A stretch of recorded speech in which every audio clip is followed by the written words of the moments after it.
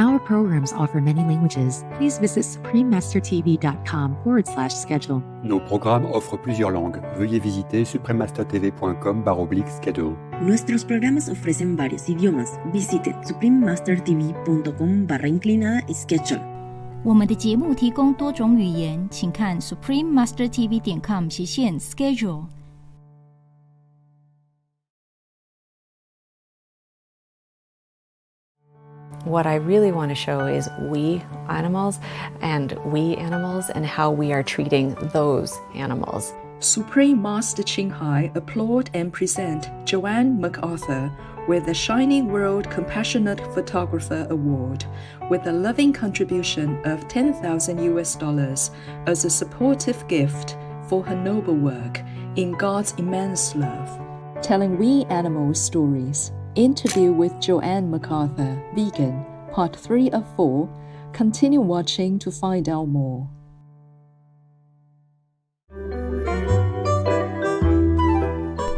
Bonjour, téléspectateurs sacrés means hello, saintly viewers in French. I am Alfred.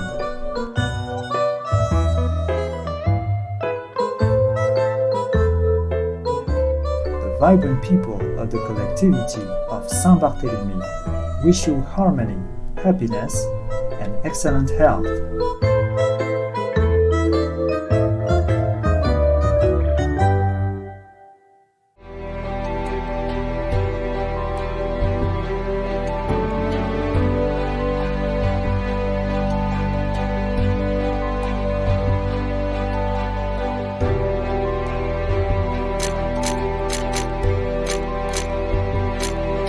Welcome to part 3 of this 4-part series entitled Telling We Animals Stories, interview with Jo-Anne McArthur, vegan. Jo-Anne McArthur is a Canadian award-winning photojournalist, humane educator, animal rights activist, and author. She is also the founder of the We Animals Project, a photography project documenting human relationships with animals. As we continue our interview with Jo-Anne McArthur, she shares some tips on how photography can help people see other animals from a different vantage point. Something that we often do when we're photographing animals is we photograph them from the human eye vantage point, and often from quite far away. And so we often get these typical images that we see all the time that don't convey enough about the animal's experience or who they are. And so one of my main bits of advice for people who are photographing animals who want to show them or bring out the individual is to get down. Usually, often animals are smaller than us, so to get down and to get close and just to be patient and stay still and let them come to you and let them express their curiosity about you. And then you will be able to photograph something of that animal that is more about them and less about us looking down at them. What I really want to show is we animals and how we are treating those animals. And so it's important for me to show the constructs that we have created in which we keep these animals. So it's important to show the size of a factory farm, or the locks and the cages and the horrible atmospheres of all these places, whether it's a clinical atmosphere of a lab or the putrid vileness of a mink farm.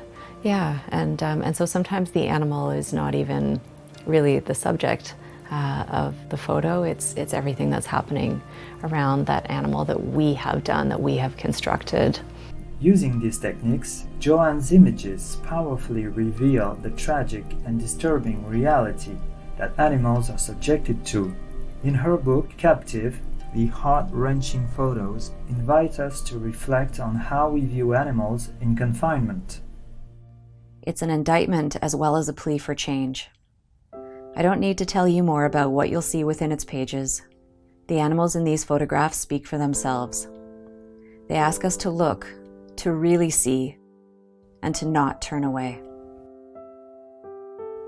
What I can tell you, though, is about some of the animals I met while shooting. This is Gina, a very old elephant who's lived alone for 15 years. Gina has spent her life pacing back and forth in a small dirt enclosure without even a tree to stand under. I went back to that zoo 3 times. She remained there, doing the same nothing every single day for her whole life. It is meant for us to reflect upon ourselves and our behaviors and frankly, our violence. We're inflicting a tremendous amount of violence.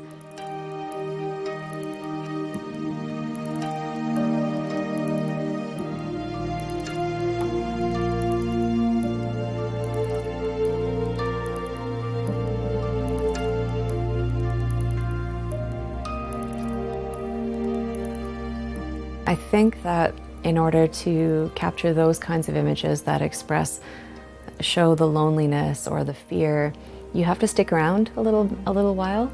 You have to, or a long time, not just a little while. But for example, some of the zoos that I visited for a captive, I went back to the same exhibits for days, and I would spend hours observing the repetitive behaviors of an elephant, for example. There was this one monkey who had this beautiful display of swinging over and over, and people were just amazed by it. But then when you stay more than 30 seconds, you see that the monkey is doing the exact same movement, and then for hours, and then for days, you know? And we don't know that. So it's for me not only to photograph, but to write about and to talk about. This is Miko Luka, a baboon who was kept alone in a terribly small enclosure. I let him groom my hands and arms, but when I left, he moved around frantically, asking me not to leave. I went back to see him 4 times that day, and he was so happy that someone was socializing with him, just giving him attention. Of course, though, I had to leave eventually. The memory of him with his fingers clasped around the bars as he strained to watch me leave is something I will never forget. I urgently want to help animals like Gina and Miko Luka. This book will help usher these important stories and conversations into the fore. I do that worldwide as well because it's important for me to show that these industrial practices are the same, whether it's Australia or Taiwan, both places that I've photographed these industries.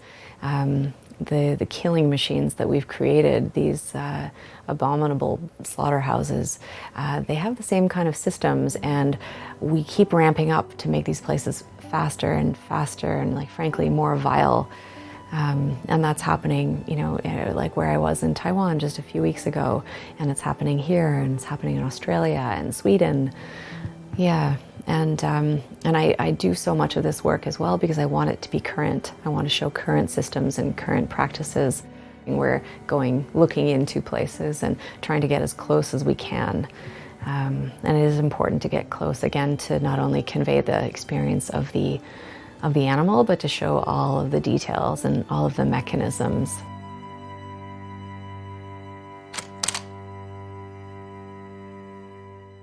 Let's take a few moments to pray for the well-being of these loving animals and our planet, a truly precious life-giving home for humans, animals, and plant life. We'll be right back here on Supreme Master Television.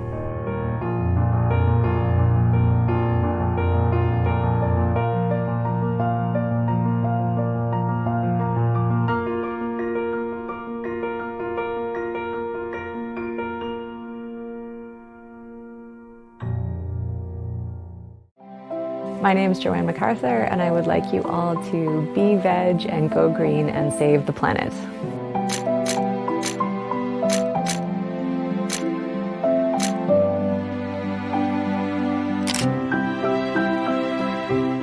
Welcome back to Telling We Animals Stories. Interview with Jo-Anne McArthur, vegan, part 3 of 4.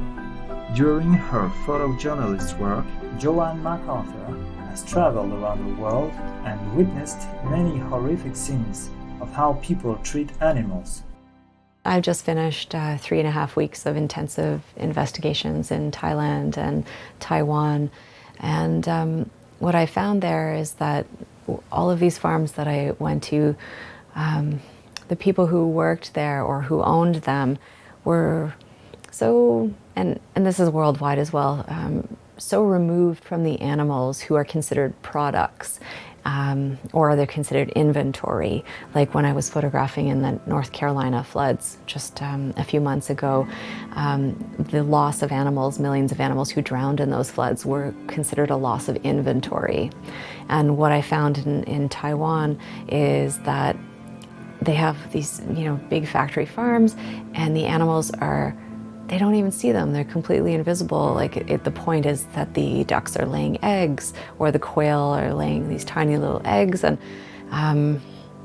no consideration for the animals whatsoever, who are cramped in increasingly tight conditions. And the stress that they exhibit so obviously, to me, was really, really frightening and awful. But to the people showing us around, it's absolutely nothing. It's all part of a day's work. It's just, yeah. So that is very, very striking, and it's really interesting to be in a place where I see something so very differently than the people who are working there.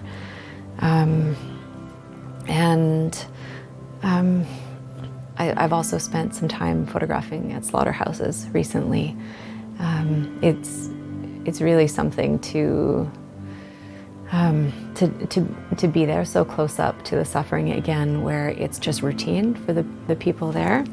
It's just routine, and yet for me, I'm just witnessing, I'm focusing on the individuals who are being slaughtered, and this is literally hell on earth. There could be no more fear than the fear that they endure while they're walked into these places, and they can see all of, the dead around them, and oh my gosh, and I just can't believe that we have created systems that work this way, and that not only do we slaughter beautiful living beings, but we do it in front of them, in front of all the others. It's absolutely horrific, and it's worldwide, whether this is, a rich country or, a very poor country. This is how we do it. It's a complete lack of respect for all others, and it really is shocking, and that's why, unfortunately, I have to keep getting up close to the slaughter, so that we can all see that this is really how we're doing it. It's awful.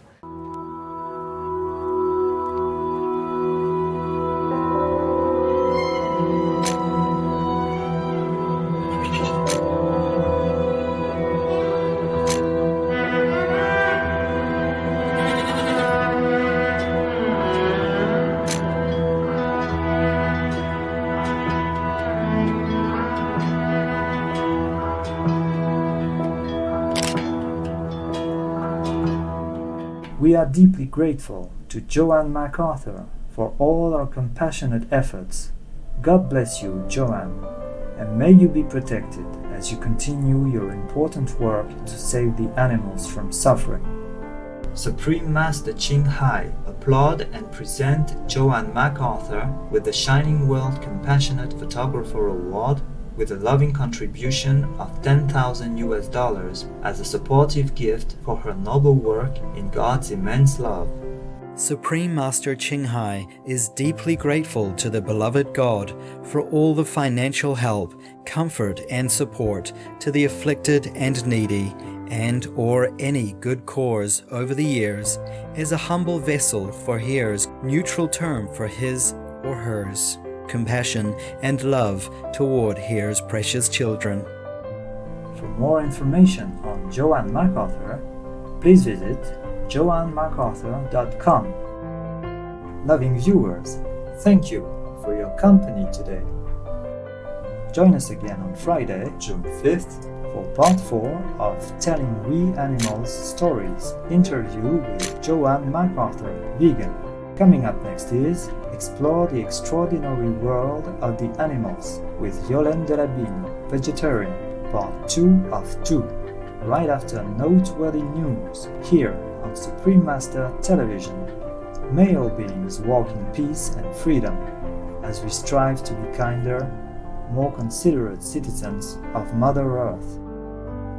Our programs offer many languages. Please visit suprememastertv.com/schedule and suprememastertv.com/AJAR.